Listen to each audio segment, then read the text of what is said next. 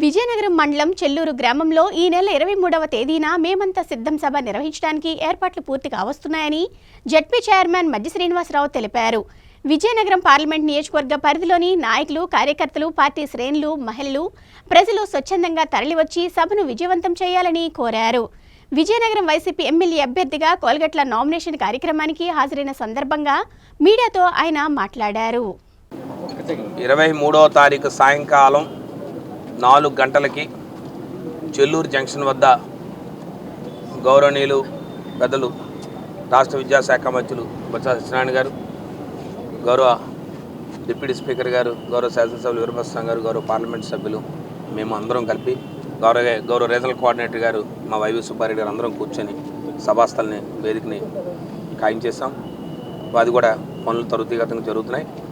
మీ ద్వారా 23వ తారీఖు జరిగిపోయే సిద్ధం సభ ఏదైతే విజయనగరం పార్లమెంట్ నియోజకవర్గానికి సంబంధించి 7 అసెంబ్లీ నియోజకవర్గాల్లో వారు జరుగుతున్న బస్సు యాత్రను కూడా మరి విజయనగరం పార్లమెంట్ నియోజకవర్గాల్లో ఉన్న ప్రజలందరూ కూడా విజయవంతం చేయాలని చెప్పి పెద్ద ఎత్తున ఈ సభను విజయవంతం చేయడానికి వైఎస్ఆర్ పార్టీ కార్యకర్తలు, నాయకులు ప్రతి ఒక్కరు తరలి రావాలని చెప్పి మరి స్వచ్ఛందంగా ప్రజలందరూ కూడా పాల్గొనాలని చెప్పి సుమారుగా 23 కంప్లీట్ చేసుకుని 24వ సిద్ధం సభ వారు వస్తున్నారు. 24వ సభకి మేమంతా సిద్ధం అనే ఒక నినాదంతో పోతున్నాం. కాబట్టి మనమంతా సిద్ధం, మేమంతా సిద్ధం అనే ఒక నినాదంతో మేము పోతున్నాం. కాబట్టి దాన్ని దిగ్విజయం చేయాలి. మనందరం సిద్ధంగా ఉన్నాం.